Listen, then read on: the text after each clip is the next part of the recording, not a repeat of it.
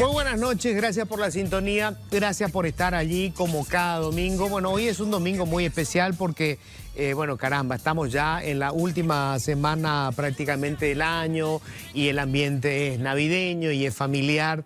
Y vamos hoy a tratar dos temas que yo creo que son los más importantes, obviamente. Uno, vamos a estar con el ministro más importante del gabinete, el ministro de Economía, y vamos a hablar de lo que pasó con la economía y de lo que puede pasar el año próximo. Y después vamos a hablar de la modificación que se hizo en la Carta Orgánica del IPS. Cortito, breve, para no robar tiempo.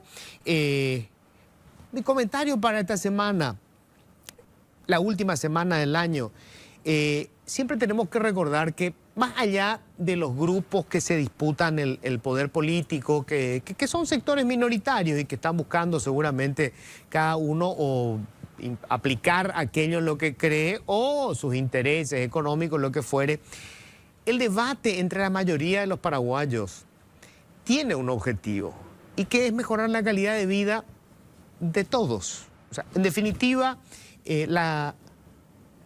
la meta de la democracia y del debate en democracia es sobre todo oportunidades. Creo que más allá de las diferencias políticas o ideológicas que haya, todos coincidimos en que queremos que los paraguayos y las paraguayas tengamos oportunidades. Después lo que cada quien hace con esas oportunidades es una cuestión que tiene que ver con el esfuerzo personal. Lo importante es que nadie carezca de la oportunidad.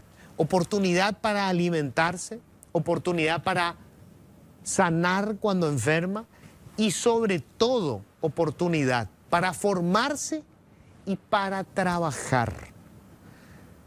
La oportunidad de un empleo digno, la oportunidad de crecer con el esfuerzo. Ese tiene que ser siempre el objetivo de nuestros debates. No hay que olvidarse de eso. Más allá de nuestras diferencias políticas, en eso tenemos que coincidir. Bienvenidos, esto es Políticamente Incorrecto. Bueno, y estamos con el ministro de Economía, Carlos Fernández Valdovinos. ¿Qué tal, ministro? ¿Cómo estás? ¿Qué tal, Luis? Encantado de estar en tu programa. Un saludo a toda la teleaudiencia. Bueno, gracias por hacernos un pequeño espacio en tu agenda familiar. Sé que ya es una semana bien complicada. Así que voy directamente al grano, ministro. ¿Qué rescatás vos del año que se va, que vos podés poner sobre la mesa y decir, bueno, esto es el inicio de un cambio real? Esto va a generar que la calidad de vida de la gente cambie. Voy a empezar con lo que resalté en la última presentación de perspectiva que hicimos en el Banco Central, con el presidente del Banco Central y con un invitado que era el exministro de Hacienda de Colombia, Mauricio Cárdenas, ¿verdad? Y yo puse un slide que resumía lo que ha sido el último año.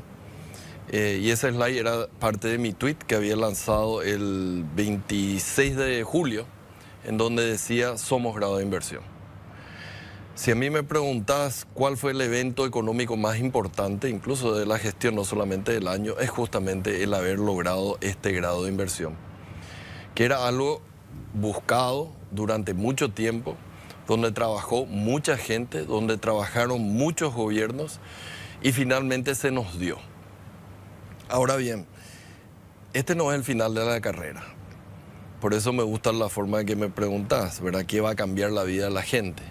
Este es el inicio de una nueva carrera. El ser grado de inversión te coloca en la Liga A, que es una liga mucho más competitiva, mucho más demandante, en donde vamos a tener, así como decías anteriormente, oportunidades que va a quedar que nosotros la aprovechemos o no, esas oportunidades que vamos a tener por jugar en esta Liga A, y que realmente puede significar un cambio importante en la calidad de vida de la gente, que es lo que finalmente importa. Lo que importa acá es que las políticas públicas finalmente lleguen a la gente. Entonces, tener este sello de ser grado de inversión yo creo que abre muchas puertas y ojalá que no solamente este gobierno, sino los gobiernos que vengan puedan aprovechar la oportunidad que se está abriendo como para mejorar realmente la calidad de muchos paraguayos que todavía están sufriendo. ¿Y te acompañan en eso, ministro? Porque, a ver, yo sí, recuerdo desde hace años que se viene hablando de conseguir el grado de inversión. Es todavía una calificadora de riesgo, pero es demasiado importante. Obviamente, entramos en el radar. Ahora, ¿te acompañan los otros las otras políticas públicas para que ese grado de inversión se traduzca en que, bueno, haya gente que venga a poner plata de afuera, se genere puestos de trabajo, se está invirtiendo para crear el capital humano, porque si viene el inversor de afuera y dice, bueno, ¿cuántos ingenieros tienen? 5. ¿De dónde salieron? De esta universidad de Garage. ¿Cómo hacemos para que eso se convierta en una realidad? Absolutamente. Esto no va a cambiar de la noche a la mañana. Como yo dije, es una oportunidad, entonces hay que aprovecharla y hay que trabajar para explotar lo máximo posible esa oportunidad que se tiene. Y no, por ejemplo, ya que estamos hablando del caso Colombia, Colombia hace rato era grado de inversión, no supo mantener el rumbo y ahora ya no son grado de inversión, lo han perdido. Entonces uno tiene que ser consciente de que esto no implica, por eso decía, el final de una carrera, sino tenemos que seguir haciendo bien las cosas que estábamos haciendo, digamos, como resumen, una estabilidad macro que es envidiable, y mejorar muchas de las cosas que no estamos haciendo bien. Acá yo te puedo decir, la cuestión nos falta muchísimo en la cuestión de capital humano, llámese eso de educación o salud, llámese la parte de seguridad, eso sea seguridad jurídica o sea seguridad, digamos, física por parte del Ministerio del Interior, llámese la gran cantidad de paraguayos que tenemos en una situación vulnerable, por eso tenemos aún casi un cuarto de la población en pobreza, situación de pobreza. Y ni qué decir la parte institucional, ¿verdad? Porque tenemos que ser conscientes de que para mejorar las cosas en donde tenemos debilidades, primero tenemos que reconocerlas. Por eso es que nosotros no tenemos problema de hablar, sí, la corrupción es un problema y necesitamos trabajar en las cuestiones que hacen a la corrupción, al combate a la corrupción. Entonces, de a poco vamos a ir mejorando. Justamente el objetivo de lo que es el presupuesto 2025 era empezar a dar mucho más recursos, ahora que finalmente tuvimos nosotros el manejo completo del presupuesto, de esto que dice Orué, ¿verdad? De que 900 millones de la creación de la DENIT, pero para este año son como 850 millones más que vamos a tener para distribuir. Y eso fue distribuido únicamente en salud, educación, seguridad y la parte de la red de contención social. Uno suma toda la plata que fue ahí y de los 850 millones aproximadamente 780, 790 millones fueron a estos 4 sectores. ¿Basta un año? No basta un año. Esto es una carrera, nuevamente, una carrera de resistencia, no es 100 metros. Entonces, si conseguimos implementar este tipo de políticas en donde los recursos vayan realmente a esos lugares estratégicos, de acá a 5 a 10 años vamos a seguir viendo cambios bastante significativos en la calidad de vida de la población, en la calidad del capital humano que tenemos nosotros. Ahora, hay un checklist que le des o que le den como gobierno, digo, a los otros ministerios, porque, a ver, consiguen la plata, ¿verdad? Vos como ministro de Economía tenés que conseguir la plata, decir, muchachos, acá está la plata, pero tengo que ver resultados. Porque si no, no voy a seguir poniendo plata. Entonces, ¿quién hace el checklist para decir, sí, efectivamente, pusimos más plata en salud y vemos que en los hospitales hay medicamentos? O pusimos más en educación a ver los resultados de los chicos. Sí. Ahí te voy a... Estaba pensando cómo ponerla, porque yo sé que la gente todavía sigue sintiendo esa falta de medicamentos que existen en los hospitales. Y hay que ser consciente, hay que reconocer de eso. Ahora, la forma de ilustrar eso es la siguiente. Acá nos dejaron la piscina vacía, pero vacía, no había nada. Entonces, anteriormente se cargaba con una manguera que usas para regar. Ahora, por lo menos por la cantidad de plata que le estamos poniendo a la parte de medicamentos, estamos utilizando una manguera de bombero por lo menos para llenar. Ahora, para que a vos te llene la piscina va a demorar todavía. No va a ser posible de que porque un año yo le estoy dando 300 millones de dólares se van a llenar todos los hospitales de medicamentos. Eso de nuevo va a tener que ser unos 3, 4 años por lo menos de manera consistente que estemos colocando toda esa enorme cantidad de dinero en términos de medicamentos para que empecemos a ver realmente o la gente empiece a sentir de que realmente está encontrando los medicamentos que necesita. De nuestra parte, ¿qué es lo que estamos haciendo? Primero seguimos controlando de que se pague bien, ¿verdad? Durante mucho tiempo acá el que tenía contacto recibía los pagos. Nosotros estamos controlando de que realmente hay deudas y se paga proporcionalmente. Eso lo hicimos con la deuda atrasada de 300 millones que tenía el Ministerio de Salud.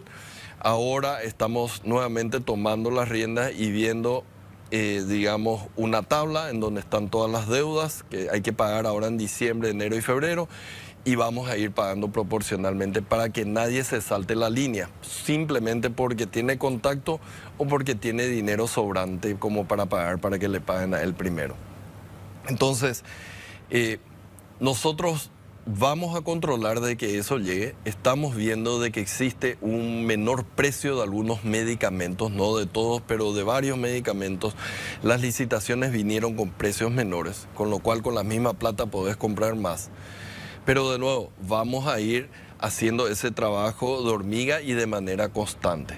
Quiero darte nomás algunos números porque, para que veas la cantidad de plata que se está poniendo. El rubro de medicamentos, si uno compara con un año que debería ser el año en donde más se gastó, ¿cuál es el año que debería haber sido? La pandemia, 2020. El año que viene se va a gastar 2,6 veces más en medicamentos de lo que se gastó en la pandemia. 2,6 veces más de lo que se gastó en la pandemia. Entonces, ese es un número grande. El presupuesto de salud era básicamente un 70% salarios, 30% medicamentos. Nosotros estamos revirtiendo, a pesar de que estamos ajustando el salario de los médicos, al mismo tiempo le estamos dando más en la parte de medicamentos. Para 2025 la mitad del presupuesto de medicamentos y equipamientos y la otra mitad es para salarios. Entonces, un año basta, no basta, pero tenemos que seguir insistiendo si consideramos que este es el camino correcto y yo considero que es el camino correcto, nosotros vamos a empezar a ver resultados. Por lo menos los recursos están ahí, ya claro. No pueden decir de que los recursos no están. Bueno, vos mencionaste algo demasiado importante, se decía, la corrupción es un hecho real. Aparte de ser ministro, vos sos académico y sabés que la institucionalidad es clave para que crezca la economía de un país. O sea, nosotros vamos a tener grado de inversión, pero si los de afuera saben que no somos serios, no vienen. Uruguay es infinitamente más caro, pero se van a Uruguay a invertir porque saben que hay institución. Vos ves que hay una compañía, o sea, hay, digamos, caminos paralelos, estamos haciendo toda la cuestión económica, pero la cuestión del combate a la corrupción, el poder judicial, la clase política, los nepo baby, ¿no te parece que están como en carriles totalmente distintos y hasta distanciándose? Yo te puedo citar, incluso vos citaste 3, te puedo citar por lo menos 7 o 9 o 10, ¿verdad? De cuestiones que todavía son un problema acá en Paraguay y relacionado a la corrupción o al malgasto de los recursos que tenemos, ¿verdad? Pero yo prefiero, sí, en vez de los 10 es decir, porque eso es lo que le decíamos a las calificadoras y creo que eso es lo que le convenció mucho, es sí tenemos estos problemas, pero déjame decirte qué estamos haciendo. Y realmente se hizo por primera vez un esfuerzo con esta estrategia nacional de lucha contra la corrupción, en donde por primera vez tenés 5 poderes del Estado, ¿verdad? El poder ejecutivo, legislativo, el judicial, la fiscalía y la contraloría. Por primera vez 5 se pusieron de acuerdo.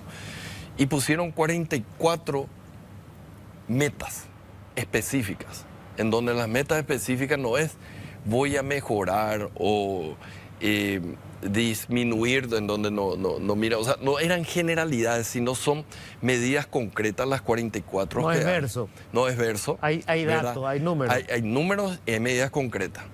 Y esa, por ejemplo, la cuestión de la ley esta de fortalecimiento de la Contraloría era una de las 44 iniciativas que están. La cuestión del RUM, del Registro Único Nacional, en donde hay más corrupción, justamente el problema que había, que no se sabe ni de quién pertenece tal tierra o cómo era.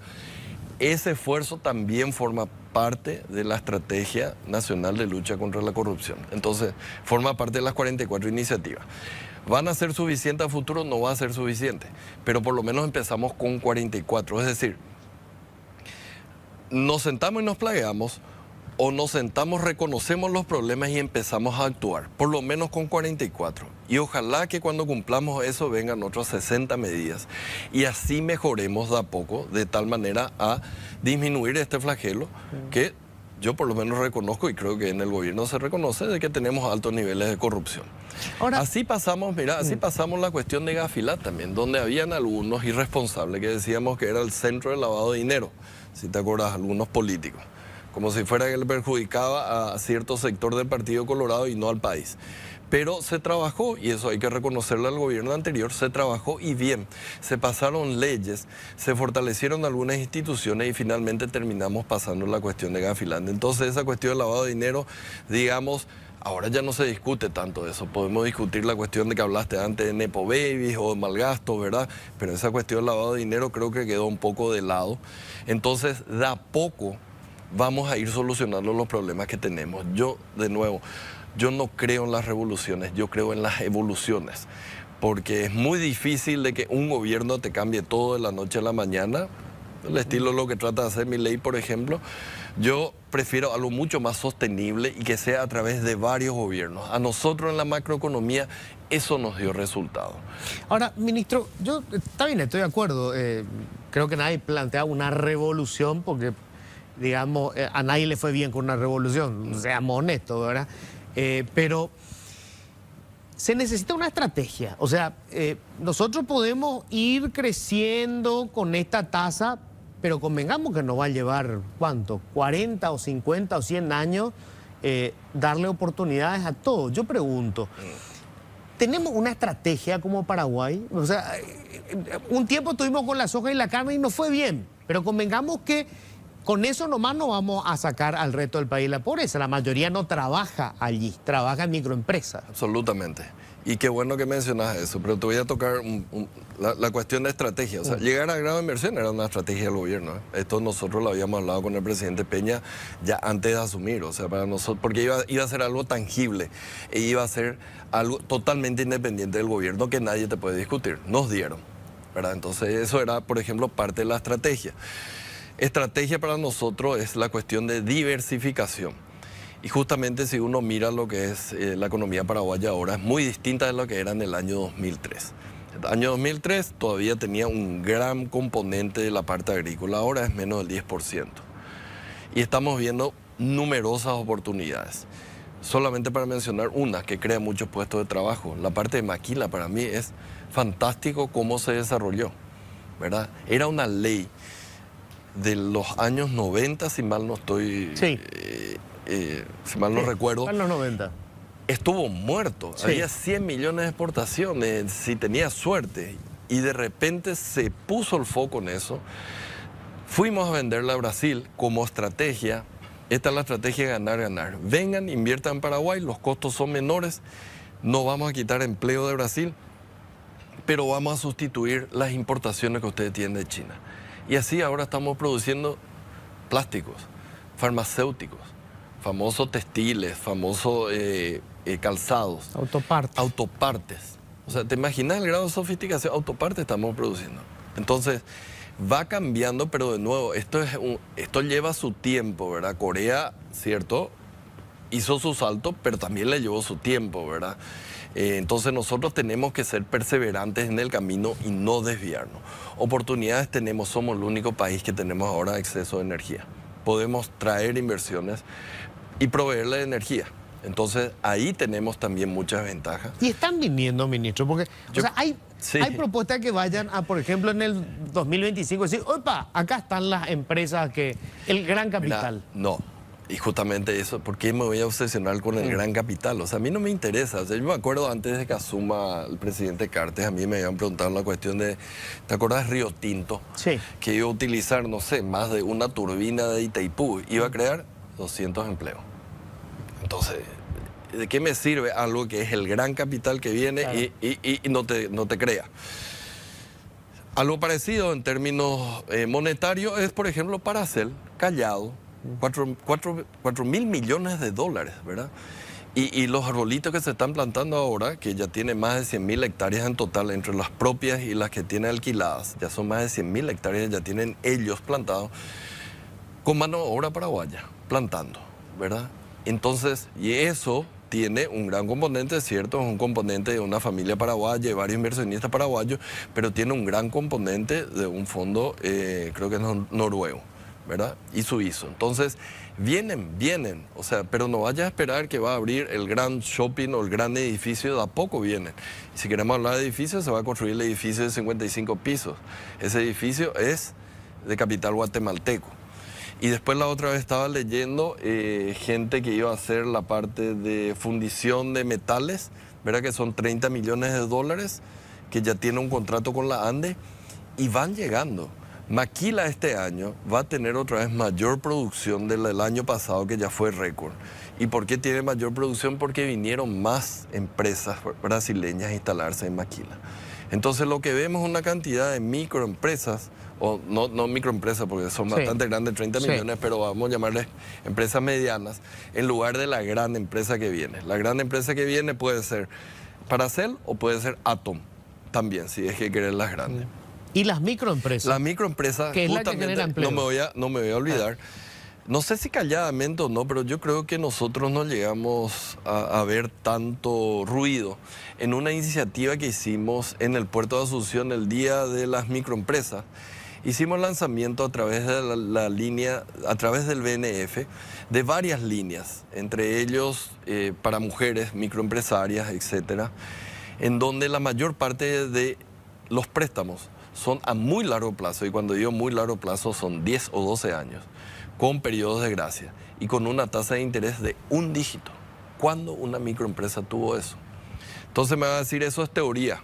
Bueno, yo pedí la semana pasada cuánto ya tenemos. Alrededor de, esto fue hace 3 meses, alrededor de 2.600 créditos para microempresas por un valor total de 160.000 millones de guaraníes. Es mucho. Yo creo que a mí me asustó. 160.000 millones de guaraníes en solo 3 meses. Es un impacto grande para muchos microempresarios. Y bueno, ese tipo de cosas tenemos que seguir haciendo. Fue un muy buen resultado. Ahora tenemos la nueva ley MIPYMES, ¿verdad?, que fue aprobada. Eso va a potenciar este programa que está ahora en la espalda solamente de BNF. Con la ley de MIPYMES que se aprobó, ahora no va a ser solamente BNF, queremos meterle a todo el sector, digamos, financiero paraguayo, y que ese 160.000 sea 320.000 o que sea 500.000 millones de guaraníes, que es un monto considerable, porque hay que acordarse que estos préstamos son préstamos chiquititos. Por eso es que claro, son 2.600 préstamos que dan un 160.000 millones de guaraníes. Ahora, dos cuestiones, pues sé que nos vamos a quedar cortos de tiempo y que son cuestiones clave. Paraguay creció en los últimos 15 años de manera sostenida, pero la aguja que marca el nivel de informalidad casi no varió. O sea, el grueso de los trabajadores en Paraguay son informales. No ilegales, informales, lo cual significa que no tienen seguridad social, no se van a jubilar, no tienen cobertura médica. ¿Cómo cambiamos esa situación, ministro? Y durante, ¿cuánto tiempo? 25, 50 años creo que tiene IPS. Tratamos de hacer formales con el palo y no resultó, ¿verdad? Entonces lo que le tenés que mostrar ahora es la zanahoria. Y todos estos préstamos que estuvimos dando nosotros, justamente era el gancho o la zanahoria a tasa de interés inusualmente baja, pero formalizate. Entonces, ese tipo de programa es el que tenemos que hacer. Un tipo de programa en donde le muestra a la gente por qué vale la pena ser formal. Porque si no, ¿de qué te sirve? Simplemente para cumplir con el Estado, que ni siquiera sabes si va a gastar bien la plata que estás pagando, o para pagar la IPS, que no sabes si siquiera va a tener la jubilación el día de mañana o va a tener los remedios el día que te enferme. Entonces necesitamos mostrar mucho más zanahorias que simplemente el palo. Y estamos diseñando programas para ir formalizando, pero dándole ventajas a aquellas MIPYMES que se van a ir formalizando. Esperemos que con eso nosotros consigamos un mayor nivel de formalización en la economía.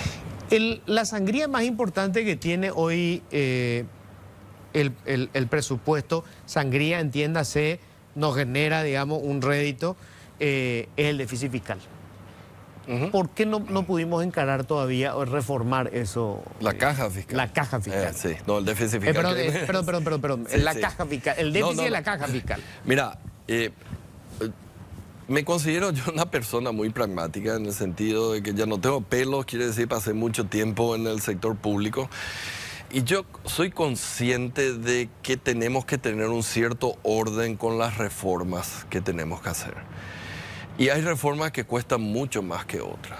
Y a pesar que algunos dijeron que fue una versión diluida, esta ley del servicio civil fue la que más me costó hasta ahora.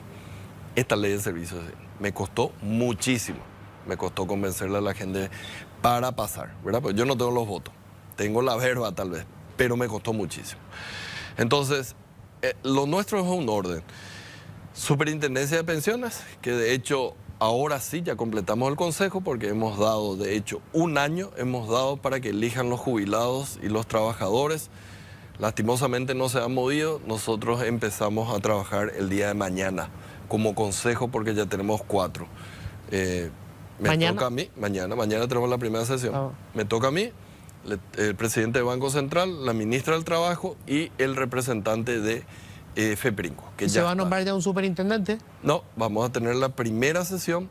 Ahí nosotros vamos a empezar probablemente a distribuir o en una semana a distribuir ya, porque estuvimos trabajando en varias reglamentaciones ya en el Ministerio de Economía, no es que nos quedamos callados. Y vamos a empezar la búsqueda del superintendente. Ojalá se despierten los jubilados y los trabajadores y nombren de tal manera a tener 6. Pero podemos trabajar entre 4 porque tenemos quórum. Tenemos cajas que ya están en crisis, la caja municipal. Así mismo. Bueno, entonces era eso. Este año ley de servicio civil. El año que viene vamos para la caja fiscal. Me vino bien este año porque ¿qué hicimos este año, Luis? Nosotros le quitamos todo el maquillaje que tenía la caja fiscal el año pasado. Y me vas a decir, ¿qué es eso? Me parece de manera errada, para mostrar un número mejor, el gobierno anterior decidió de que el Estado aporte por los cargos vacantes. Que no tiene ningún sentido, ¿verdad? Porque vos aportás a la caja porque alguien se va a jubilar. Claro. Y vos estabas aportando por alguien que no existía. Al aportar por los cargos vacantes, el déficit de la caja se redujo significativamente en el año 2022-2023. A mí me pareció que era un maquillaje. Mandamos quitar ese maquillaje y este año es el número que yo quería mostrar. Este es el verdadero tamaño del déficit que tiene la caja fiscal. ¿Cuánto es? Y alrededor de 250 millones al año, ¿verdad? Este es el número que tenemos y seamos conscientes. Y este 250 va a ser 270 y se va a ir subiendo. Entonces, dado eso, que ya tenemos el número verdadero, empecemos ahora a trabajar a ver qué hacemos. Pero, volviendo al pragmatismo, son 3 reformas muy importantes. Cuestan mucho porque hay mucha gente que es afectada y no podemos meter todo en un mismo lugar. Desde un comienzo nosotros dijimos superintendencia, ley del servicio civil y caja fiscal. Nos parecía que ese era el orden y no nos movimos de eso. Así que el año que viene vamos a estar trabajando, no es que pateamos, sino tenemos un cronograma como teníamos el cronograma para la reducción del déficit fiscal y no nos vamos a mover de eso. O sea, creo que mantenemos la palabra y mantenemos la acción de tal manera de hacer eso. Nosotros le podemos decir para cerrar a la gente que nos está viendo, ministro, al paraguayo y la paraguaya de a pie, esa que apenas llega a fin de mes, que trabaja en una microempresa que no tiene una seguridad social, que el 2025 va a ser un año mejor para él y para ella. Sí, el año 2025 y de hecho, si vos mirás lo que son las encuestas del Banco Central que hacen, la encuesta de confianza, creo que más del 85% tiene de que el año que viene va a ser mejor. Tiene como respuesta, va a ser mejor o igual, te dice. Y gran parte dice que va a ser mejor. Entonces, el gobierno va a seguir haciendo su trabajo para dar esas oportunidades que vos mencionás, para darle la oportunidad de acceder a un crédito a tasa de interés barata relativamente para una MIPYME. Va a seguir trabajando para que la inflación no le carcoma sus ingresos, ¿verdad? Que es algo muy importante para la gente que tiene menos recursos, ¿verdad? Porque ellos no tienen para ahorrar en dólares o a veces no tienen acceso al sistema financiero si no tiene efectivo. Y el efectivo se deteriora con la inflación. Y vamos a seguir trabajando para darle los recursos públicos a aquellos sectores donde realmente la población va a empezar a sentir. Salud, educación, seguridad y la parte de contención social. Bueno, vamos a ver, nos encontraremos el año que viene seguramente. El año que viene con todo gusto estamos para... Y bueno, ojalá que se hagan las reformas, como yo decía al arrancar, ministro, a ver, más allá de las diferencias políticas que pueda tener la gente, a todos nos interesa que haya oportunidades, de eso se trata todo esto. De hecho, para eso está la economía, ¿verdad? Sí, no para dar subsidios, sino para dar oportunidades a todo y que cada uno con su esfuerzo realmente termine logrando lo que realmente necesita. Gracias, ministro. Muchísimas gracias a vos. Y feliz Navidad, próspero año nuevo para vos. Igualmente, igualmente. Obviamente el tema Instituto de Previsión Social siempre es un tema que genera polémica por, bueno, toda la historia del Instituto de Previsión Social a lo largo de 50 años. Conste que solamente 2 de cada 10 personas que trabajan en el país tienen hoy seguridad social. Se modificó la Carta Orgánica del IPS. Están con nosotros Vanessa Cuba, que es gerente de prestaciones económicas del IPS. Hola Vanessa, ¿cómo estás? Gracias por venir. Muy buenas noches, Luis, acá José y a todos los que nos ven desde sus casas. Un gusto, gracias por la invitación. José Velázquez es director de cálculos actuariales del IPS. Hola José, ¿cómo estás? Hola don Luis, señora Vanessa y a la audiencia. Buenas noches. Bueno, Vanessa, primero, decime un resumen rápido. ¿Qué es lo que se cambió de la Carta Orgánica del IPS? No sé si ya promulgó el presidente. Todavía no promulgó, estamos esperando que lo haga. Fue un paquete de 4 reformas que envió el presidente Peña al Congreso. Cambiar el periodo de referencia para calcular las jubilaciones de 3 a 10 años, dejar de transferir el 2,5% de aporte patronal adicional que el IPS hace décadas recibe y estaba transfiriendo a 2 organismos del Estado, una reorganización interna de recursos que ya estábamos recibiendo y iban al fondo de administración, 0,5% para que ahora deje de ir al fondo de administración, vaya también a reforzar el fondo de enfermedad y por último una ley que le incluya al IPS dentro de un listado para que la Escribanía Mayor de Gobierno nos haga todos los trámites de transferencia y modificación de condiciones de dominio de más de 100 inmuebles que tenemos hace muchos años sin titular a nombre del IPS. A ver, de los 4 puntos entonces, digamos, uno es para tener más dinero para salud. Así es. ¿Verdad? Pues una cuestión administrativa, ahorra con el tema de la escribanía, una cuestión interna. Pero el punto 1, la modificación de el cálculo para establecer el monto de la jubilación. Y ahí te voy a pedir, José, director de cálculos actuariales del IPS, si una persona se jubila hoy, ¿cuál es el esquema que se utiliza para establecer cuál es su jubilación?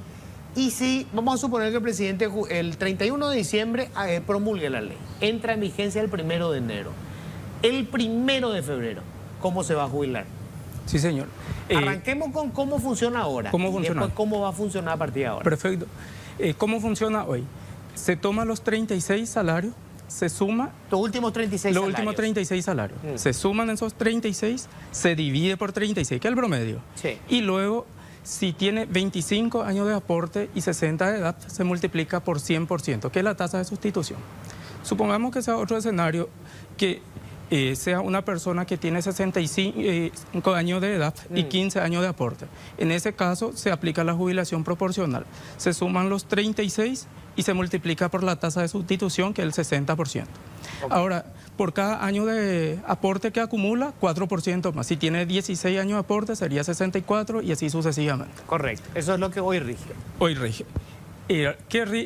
Si se promulga la ley este año, ¿cómo va a ser? El 31 de diciembre se promulga. Sí. El 1 de enero entra en vigencia. Exacto.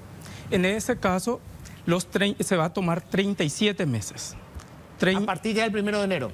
No, a partir de la promulgación, dice... Sí. Entonces, o sea, sería a partir del 1 de febrero. A partir del 1 de febrero, va a ser. Yo me jubilo el 1 de febrero y en vez de 36 van a ser 37 meses. Los 36 se va a tomar con valores nominales, no se va a actualizar.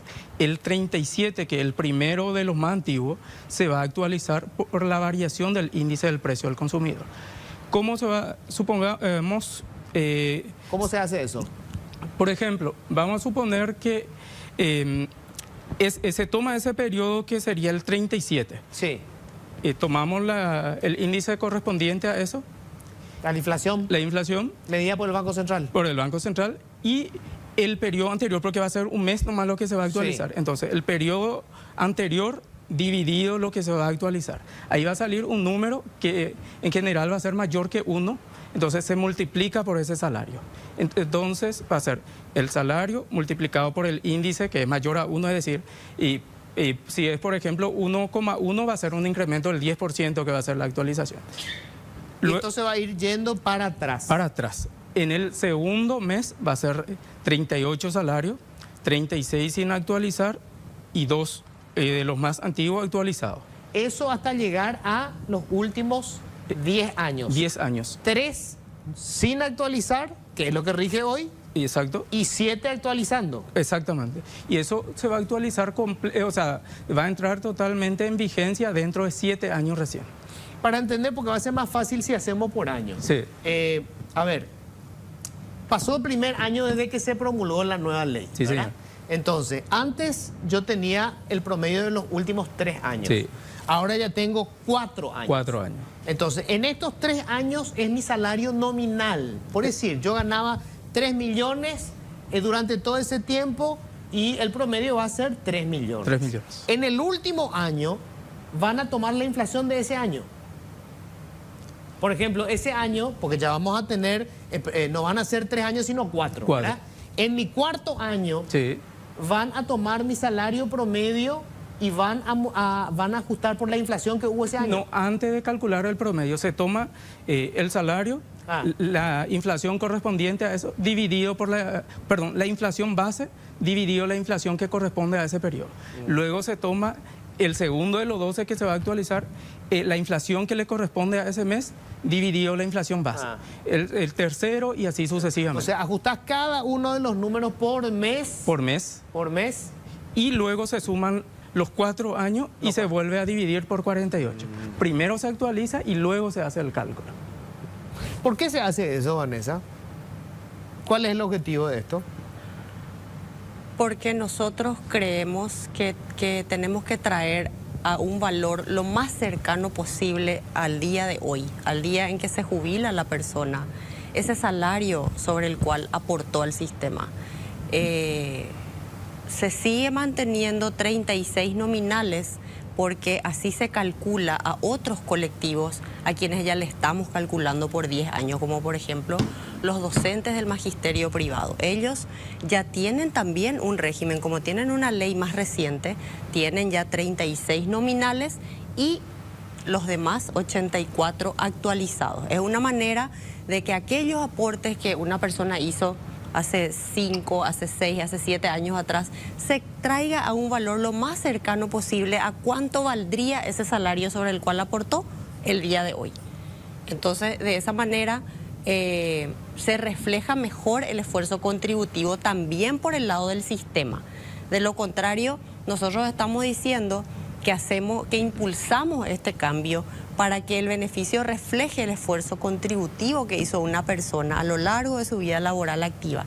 Pero si nosotros le tomáramos 10 años nominales, no le estamos teniendo en cuenta ese esfuerzo. ¿Cuánto valía su salario sobre el cual aportó hace varios años atrás? Entonces, esa fórmula de actualización es necesaria para darle también ese reflejo del esfuerzo que hizo la persona en ese momento en el que aportó al sistema. Ahora, ¿por qué cambiamos el modelo? ¿Por qué no sobre los últimos 3 años y sí sobre los últimos 10? Porque justamente se busca reflejar ese esfuerzo contributivo. 3 años de 25, que es lo mínimo que se exige hoy, solamente representa el 12% de la vida laboral activa que tiene que aportar el sistema a una persona. Nosotros lo que propusimos y se aprobó ya, estamos esperando la promulgación por el Ejecutivo, es que se considere el 40% del tiempo que aporta un trabajador. Si nosotros consideramos el 40% del tiempo, se va a reflejar mejor el esfuerzo contributivo y también hay mayor probabilidad de que aquellas personas que tienen un mejor salario antes de los 60 años sean incluidos también en ese periodo. Está demostrado estadísticamente con los datos del INE, el Instituto Nacional de Estadística, que la mayor parte de nuestros aportantes al sistema tiene sus mejores salarios antes de los 60 años, entre los 45, 46 y 55, 56 años. Entonces, hoy nosotros como sistema no estamos considerando esos mejores salarios. También existen personas que han aportado porque eran trabajadores de alguna empresa donde se les pagaba varios salarios mínimos y luego dejan ese cargo o esa empresa. Y sin embargo, hoy, como solo tomamos los últimos, el 12% del último periodo, no consideramos esos aportes anteriores. Por eso es que impulsamos esta modificación. Hay personas, por ejemplo, que en el momento, digamos, más productivo de su vida laboral, ponerle que entre los 40 y los 50 años, tuvieron más de un empleo por el que aportaban al IPS. O sea, esos aportes, aunque, digamos, en el trabajo B haya solamente aportado durante 3 años, ¿esos aportes también se consideran dentro del promedio o cómo funciona? Es así, ¿verdad? ¿Se suman? Si está dentro de los 36, sí se suman. Y ahora si está dentro de los 120, por más que tenga 2, 3, 4 empleos, se van a sumar todos los salarios. Todos los ingresos. Todos los ingresos. Todos los salarios. Sí, señor. La mayoría de la gente que está aportando hoy al Instituto de Previsión Social, digamos, ¿cuál es su característica? ¿Es sobre el salario mínimo? ¿Varía? ¿Va aumentando el salario? ¿Cuál es la característica hoy que se ve? Sí, casi 80% está muy cercano al salario mínimo. 80%. Sí. Si uno hace una estadística, va a ver que hay agrupación, unos 40% igual o menor que el salario mínimo, porque hay empleo parcial que es inferior al salario mínimo, y el otro 40% prácticamente está entre 1 y 2 salarios mínimos. Pero si uno hace una estadística más fina, en realidad está más cerca de 1 y 1 salario y medio. No, por más que el rango clasifiquemos entre 1 y 2 salarios mínimos, y eso hace que esté muy pegado todo al salario mínimo legal vigente. Y después está un grupo de personas que, por supuesto, es mayor y tiene un crecimiento lento y sostenido. Y también está otro grupo que los 20, 22 años de su vida tiene un salario bastante bajo y en los últimos años de su historia laboral tiene un aumento importante. Esos son básicamente uno que tiene que el 80% está pegado por el salario mínimo, otro que tiene un crecimiento lento y sostenido y después un crecimiento artificial en la última etapa. Y también en este proceso de análisis que estuvimos realizando encontramos también que hay una gran cantidad de personas que en la última etapa de su vida disminuyó significativamente su salario. Justamente el caso de plurisempleos. Jóvenes le contrata al patrón 2, 3 empleos y finalmente en la última etapa, 50, 60 años, le contratan un solo empleo o le sacan las comisiones. Y justamente eso con esta nueva ley van a salir muy favorecidos. Vanessa, esto es muy importante porque la gente no, considera al IPS como un sistema de capitalización individual, es decir, como que cada uno aporta para su jubilación y su dinero es el que le va a devolver, y no como una bolsa común en donde todo el mundo, digamos, mete ahí la plata y esa bolsa común invierte.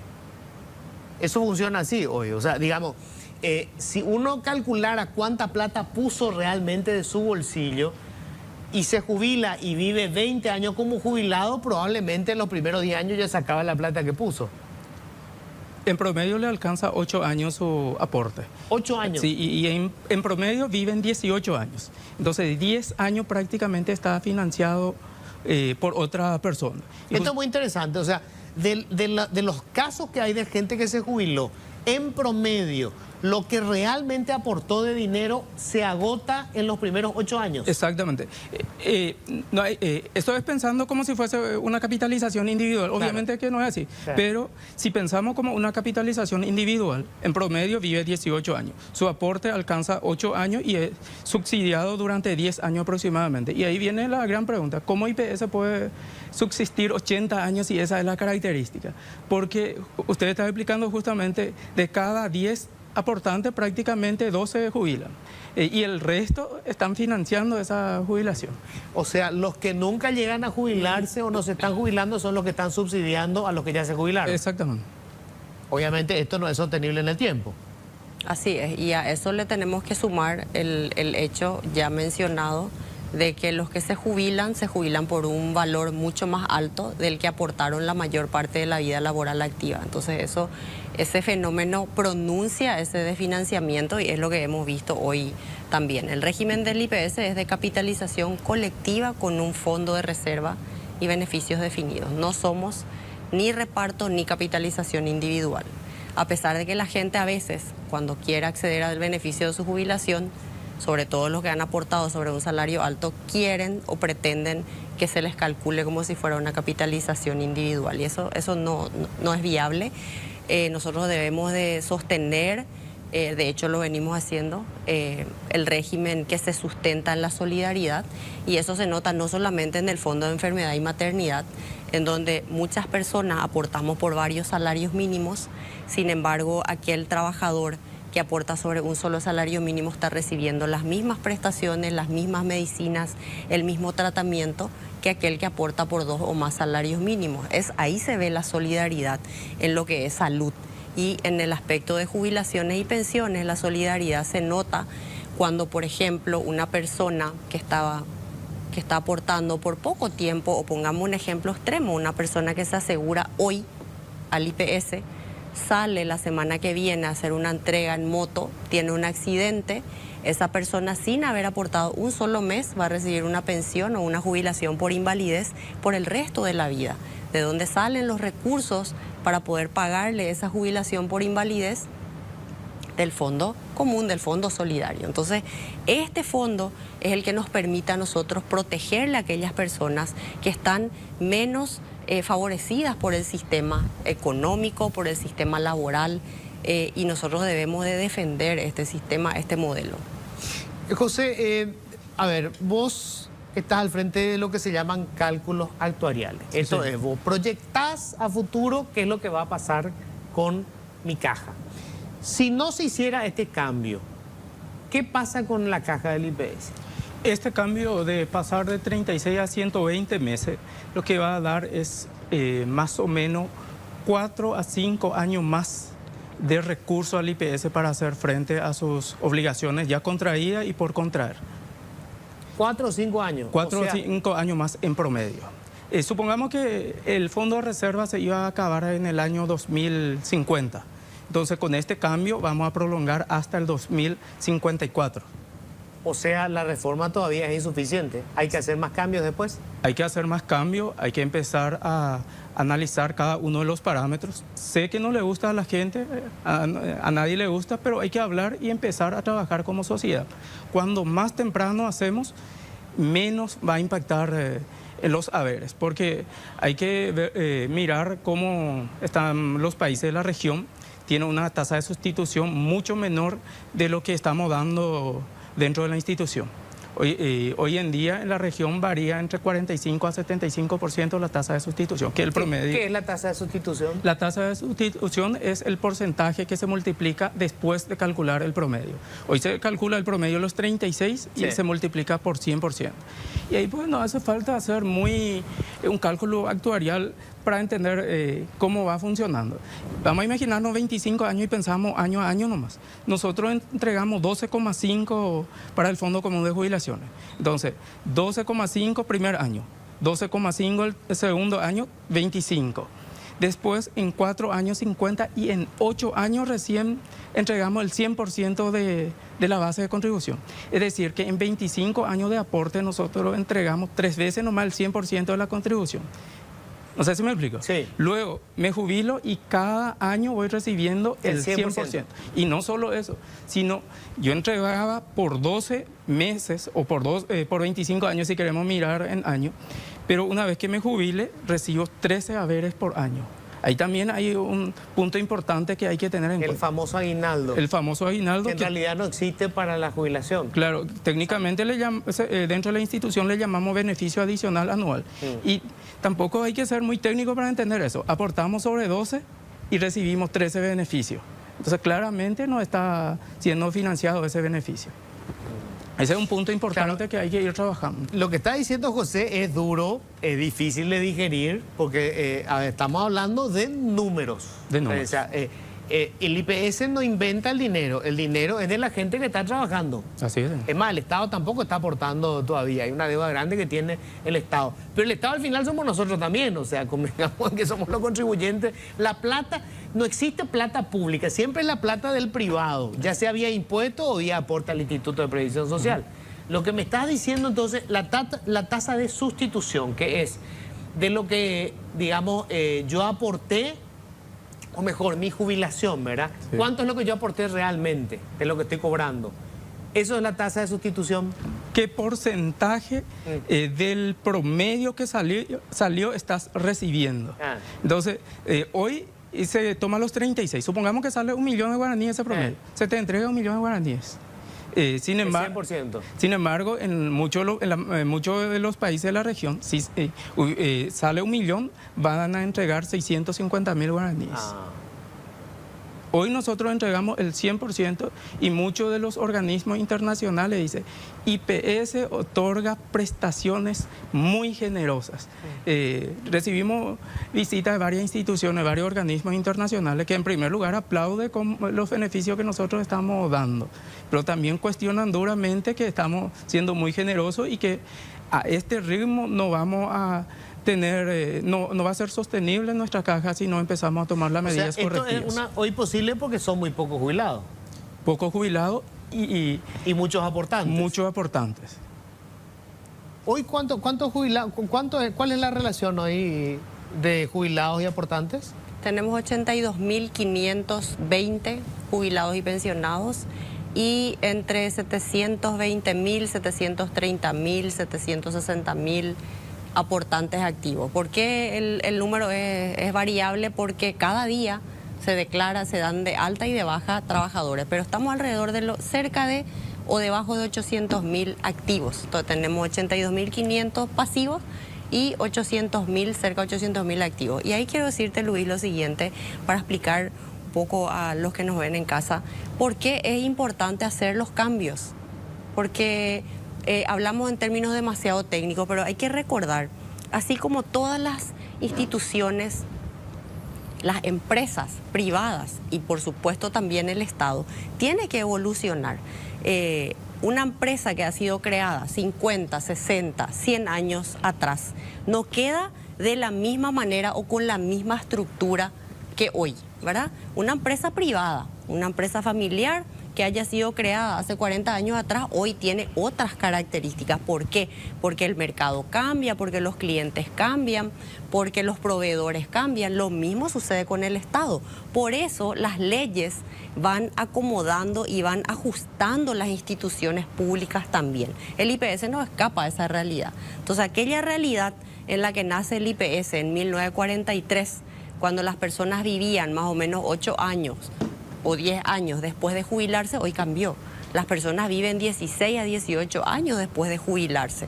El mercado laboral cambió, la demografía cambió. Hoy tenemos menos hijos, tenemos los resultados del último censo. Entonces, ¿qué significa que tengamos menos hijos? Van a haber menos trabajadores el día de mañana. Todas esas circunstancias, y a eso hay que agregarle algo muy importante también. Todo lo que mencioné incide en el fondo de jubilaciones, que es nuestro fondo de ahorro, pero también ha incidido ya por décadas en el fondo de enfermedad. ¿Por qué? Porque si vivimos más, también lo hacemos porque existen equipos de electromedicina, avances científicos, medicamentos, intervenciones mínimamente invasivas con robots, y todo eso significa inversión en dinero. Sin embargo, nosotros no hemos hecho ningún ajuste en los parámetros de aporte, pero hemos hecho las inversiones para responder a esa demanda de la protección de salud de nuestros asegurados. Entonces, este paquete de medidas, ¿qué es lo que hace? De alguna manera busca, quiero decir esto con mucho énfasis, estas son las reformas más urgentes que nosotros como equipo técnico hemos elevado a las instancias políticas, y se dio una coyuntura en que las propuestas técnicas fueron entendidas y acompañadas tanto por nuestro presidente, el doctor Jorge Brites, como también por el presidente Peña, y hoy también ya felizmente por el Congreso. Nuestros representantes en el Congreso, eso no es menor, que siempre son objeto de mucha crítica. Sin embargo, en este momento tenemos que ha sido aprobado por la mayoría de la Cámara de Diputados y también de senadores. Eso significa que a pesar de no ser probablemente muy simpático políticamente, esto ha sido aprobado. Y son las reformas más urgentes, pero no son todas las necesarias. Nosotros tenemos que hacer esos cambios que le ayuden al IPS a acomodarse, a ajustarse y a responder a esos cambios que ha tenido desde que nació. Entonces, claro, de hecho me quedé con el dato que dio José. Esto nos da 4 o 5 años más. Así es. O sea, nada. Tampoco casi es nada. Ahora, quería preguntar, José, porque esto dice mucha gente, y por supuesto yo no sé si tiene base técnica, que como el grueso de los trabajadores paraguayos están en la informalidad y se tienen que formalizar, IPS tiene una ventaja porque su base de contribuyentes todavía tiene que crecer de manera importante. ¿Eso es así o no es tan así? Por un lado, para dar flujo de efectivo, sí. Pero hay que tener en cuenta que por cada persona que entra es un compromiso hacia el futuro o en el futuro. Entonces, si los parámetros no están alineados o adecuados a la realidad demográfica y económica del país, a la larga va a perjudicar también al sistema si no hacemos las correcciones. O sea, así como está hoy, esto funciona casi como una estafa piramidal. O sea, sé que es exagerado, pero a lo que quiero ir es, los nuevos que van entrando, o sea, a ver, se prometió un beneficio excepcional, ¿verdad? Cuando comenzaba esto. Entonces entran nuevos a aportar porque sí, mira, los primeros ya están cobrando y están cobrando esta suma. Pero en realidad esa es una fantasía. Cuando a la base le toque, ya no va a haber plata. Lo que pasa es que esto es como un bebé. El seguro social tiene que ser como el estado de un bebé. El bebé llora, acaba de dejar de llorar o está a punto de llorar. Y las modificaciones paramétricas del seguro social tienen que ser así. Y nosotros del 98 por primera vez estamos tocando otra vez algunos de los parámetros. Fíjate que nosotros vamos muy lento. En época de pandemia hablábamos de teletrabajo. Nunca hicimos algunas modificaciones porque queremos que el trabajo se adapte al seguro social, no el seguro social al trabajo. Lo mismo ocurre ahora con la plataforma. Por eso digo, no va a ser un esquema piramidal si nosotros vamos ajustando los parámetros de acuerdo a nuestra realidad. Ese ajuste es lo que cuesta mucho hacer en nuestro país. Yo creo que falta mucho diálogo social y que la gente entienda la necesidad y la importancia de hacer esas modificaciones y que sea lo más pronto posible. Ahora, Vanessa, en la medida que yo estoy absolutamente de acuerdo con lo que acaba de decir José, ¿verdad? Tenemos que adaptar las leyes a la realidad y no pretender que la realidad mágicamente va a cambiar de acuerdo con la ley. Hoy tenemos no sé cuántos trabajadores en plataforma, por ejemplo, estamos hablando de los que conducen sus propios vehículos, sí. Y ellos tienen que entrar a la seguridad social, o sea, hay que modificar la ley para que ellos puedan entrar y aportar. Ahora, eso significa que hoy, por cada aportante nuevo que tenemos, al sistema de salud pueden entrar 5 personas, el trabajador, sus padres y sus hijos.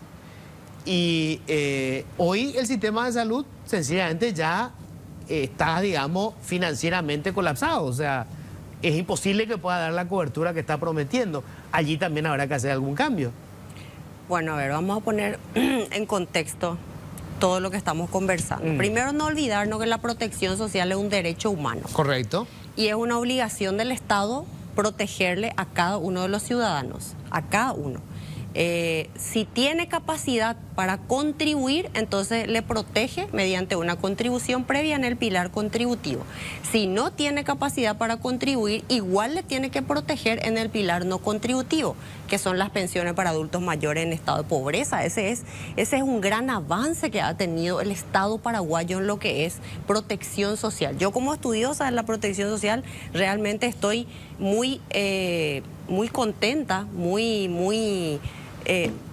destaco eso porque significa ampliar la protección. Nosotros como país teníamos solamente al 25.5% de la población total protegida. ¿Qué quiere decir eso? Que de cada 100 habitantes del Paraguay, solamente 25 tenían algún tipo de protección. Con esta ampliación de este programa de adultos mayores en estado de pobreza, esos números van a cambiar. En IPS, ¿cuántos están protegidos? De nuestra población objetivo, ¿quiénes son los que deben estar en IPS? La población económicamente activa, es decir, entre 18 y 60 años, que está trabajando en relación de dependencia, la PEA ocupada y obligada. Nosotros hoy le tenemos al 56% de los trabajadores que tienen que estar en IPS. De cada 100, 56 está. Entonces, nuestros desafíos son ampliar la cobertura porque los 100 tienen que estar protegidos. Mejorar también la solvencia porque tenemos que resguardar los recursos para que cuando esos 100 lleguen a las prestaciones de largo plazo nosotros tengamos los recursos para darle. Y también velar por el tercer factor que es la suficiencia, que tiene que ver con lo que acabas de mencionar. Si lo que le entregamos como prestaciones de salud o como prestaciones económicas son suficientes. En prestaciones económicas, ya bien mencionó José, nosotros estamos dando el 100% del promedio del periodo de referencia, 100%. Nos gusta mucho compararnos con países como Uruguay, como Costa Rica, ¿verdad? Pero Uruguay y Costa Rica tienen una tasa de reemplazo alrededor del 60%. ¿Qué quiere decir eso? Que el promedio de todo lo que ha aportado se le da el 60% de ese promedio. Por eso en esos países el sistema le incentiva a las personas a aportar, porque cuando se retiran solamente el 60 o un poco más por ciento de lo que ha recibido como salario. Entonces, nosotros como suficiencia, en ese sentido, tenemos bastante cubierto, pero tenemos que ver si eso es sostenible. Y en lo que es suficiencia de salud, ahí también tenemos problemas.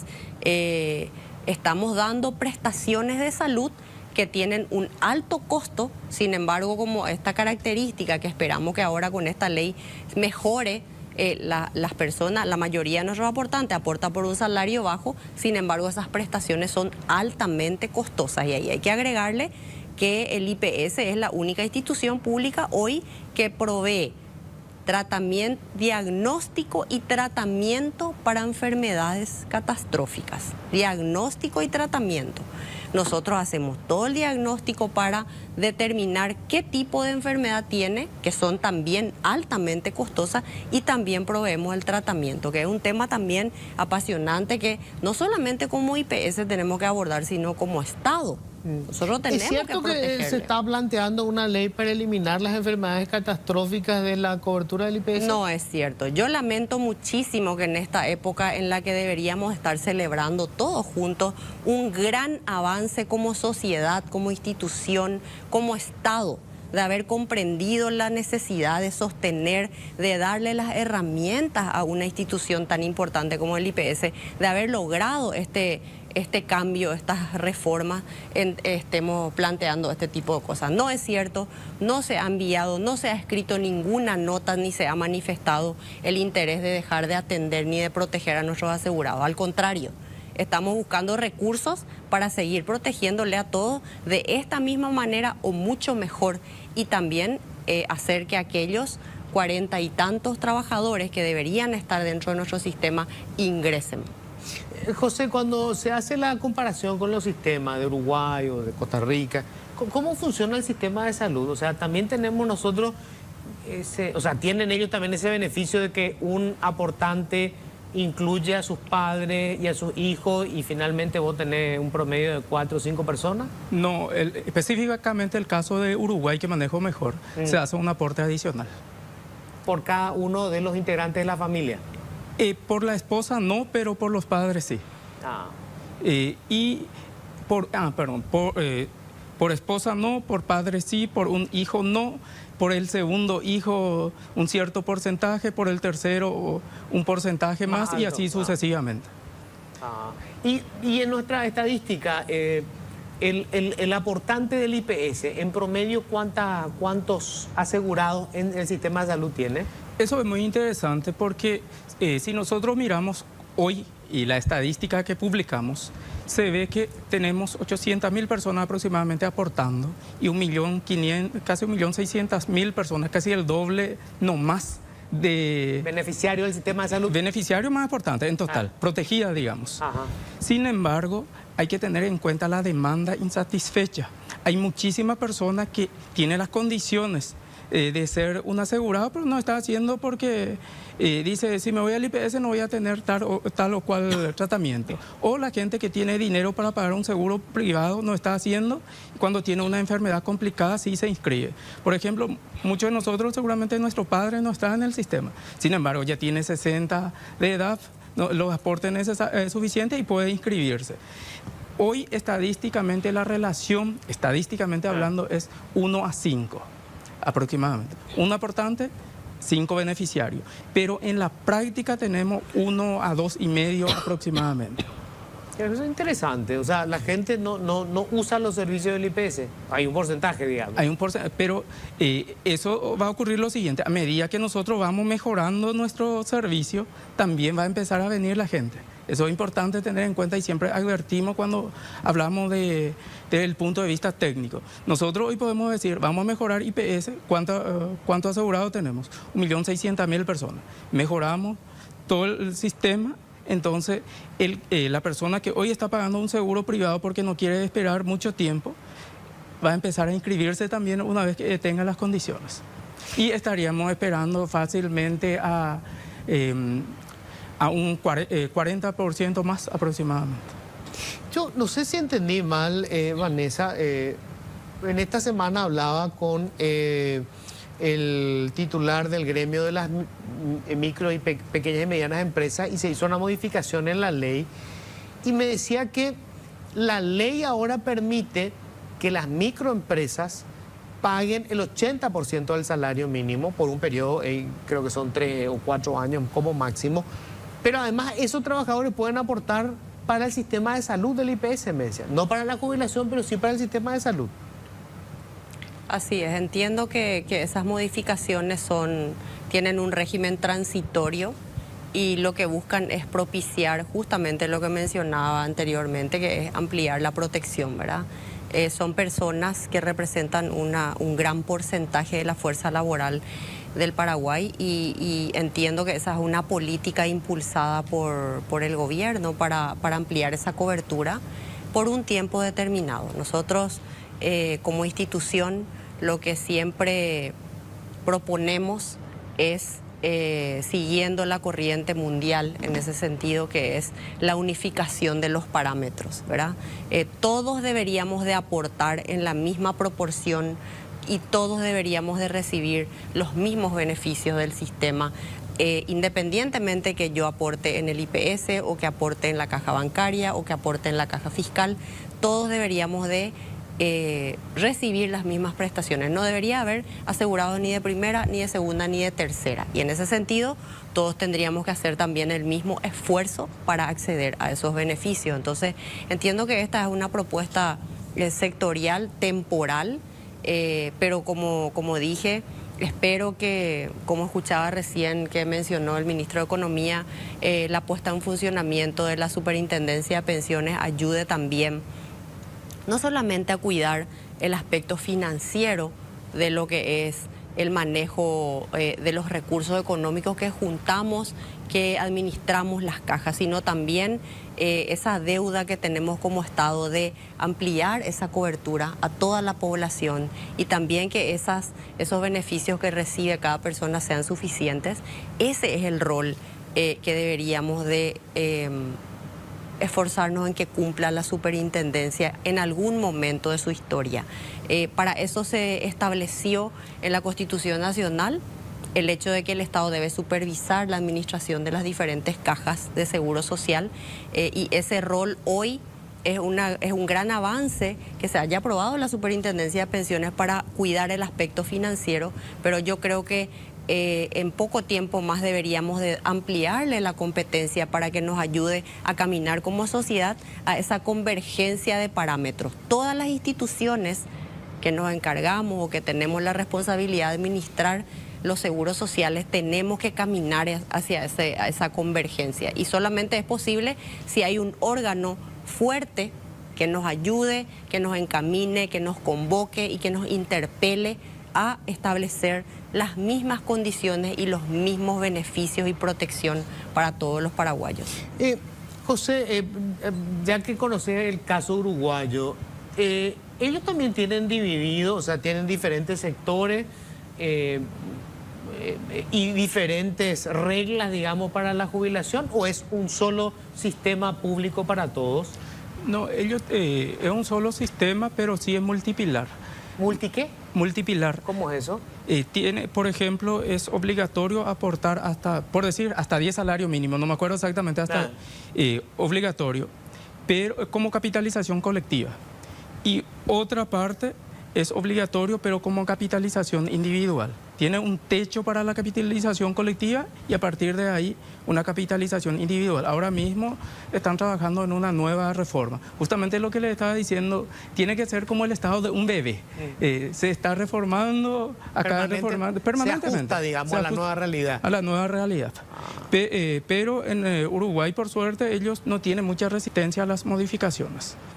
O sea, por ejemplo, este problema que nosotros tuvimos con los marinos, que dicen ellos, nosotros aportamos sobre un salario mucho más alto que 10 salarios mínimos y queremos que rijan las mismas reglas para el resto de los que se jubilan sobre el promedio de la última, bueno, ahora son 3 años, ¿verdad? Los últimos 3 años, y que no haya techo para lo que podamos recibir. Eso en Uruguay sería una capitalización individual. Claro, pero acá lo que pasa es que nosotros al tener prestaciones a corto plazo cambia un poquito el escenario. Porque vamos a imaginarnos en el caso de los navegantes marítimos justamente. Si llegan a jubilarse con esa condición, tal vez tengan razón ellos en lo que dicen. Pero vamos a mirar el otro escenario, el escenario que estaba ilustrando la señora Vanessa. Primer día de trabajo se accidenta y un salario de 35 millones de guaraníes, por decir. Entonces va a tener y supongamos que tenga una invalidez permanente. Entonces un salario de 35 millones de guaraníes necesita como 80 personas para poder financiar eso. Entonces, si llegan a jubilarse, podría ser que sí, pero en el proceso nosotros en IPS cubrimos más riesgo que cubre Uruguay, por ejemplo. Ellos cubren todos los riesgos, pero totalmente por fondos separados, no como cubrimos nosotros. Esa es la pequeña y gran diferencia. Ahora, si jubilaciones, si del fondo de jubilaciones no se financiara invalidez permanente, por ejemplo, sería totalmente diferente. Bueno, pero además, si se tratara de un sistema de capitalización individual, allí te van a pagar de acuerdo con la cantidad de dinero efectivo que vos aportaste y la renta que generó. Exacto. No es el promedio de tus ingresos. No, y después se tiene en cuenta la esperanza de vida también. Cuando más alto sea la esperanza de vida, menor proporción de dinero le va a ir correspondiendo. Porque se toma el dinero, se supone que va a vivir 18 años la persona. Claro, entonces, y se divide en 18 años. Si viví menos tiempo, gana la aseguradora, pero si viví más tiempo, pierde la aseguradora. ¿Pero es un sistema público o es un sistema público-privado, el de Uruguay? No, está administrado por la agencia de... El Banco de Previsión Social. El Banco de Previsión administra, pero tiene una agencia que pagan las jubilaciones. ¿Que es privada? Que es privada. O sea, digamos, la gestión está privatizada, pero el sistema es público. El sistema es público. En Paraguay no se habló en ningún momento de reformar el modelo, o sea, de pasar del sistema que tenemos hoy de capitalización colectiva, sería el... Capitalización colectiva con beneficios definidos. Ok, a un sistema de capitalización individual, eso nunca se mencionó. En esta administración actual del Instituto de Previsión Social nunca se mencionó. Es más, a título personal tengo que decir que yo no estaría de acuerdo en este momento ni siquiera de plantear una cuestión así. Nosotros tenemos que reforzar nuestro sistema actual. Al respecto suelo comentar con mis alumnos en la Facultad de Derecho cuando llegan épocas en las que se plantean reformas a la Constitución Nacional, porque tenemos que hacer desaparecer tal una o tal otra institución como el Defensor del Pueblo, la Contraloría General de la República, cada cierto tiempo el jurado de enjuiciamiento de magistrados. Entonces yo lo que suelo decir es lo siguiente: primero tenemos que hacer que esas instituciones funcionen así como fueron diseñadas legalmente, ponerle al frente a instituciones que son, a personas que son idóneas, hacer que funcionen de acuerdo al modelo que han tenido, y si allí vemos que son ineficientes o tienen que hacerse ciertos ajustes, entonces lo hacemos. Pero lo que no podemos es pretender cambiar un modelo cuando todavía no hemos hecho el esfuerzo para que ese modelo, así como estuvo diseñado, funcione correctamente. Nosotros estamos abocados hoy a hacer que este modelo funcione correctamente y eventualmente ir proponiendo las reformas y los cambios y los ajustes que son necesarios para que justamente este modelo acompañe la evolución de la sociedad. Sobre el tema de la inversión de los fondos del Instituto de Previsión Social, hasta ahora no se planteó ningún cambio en eso.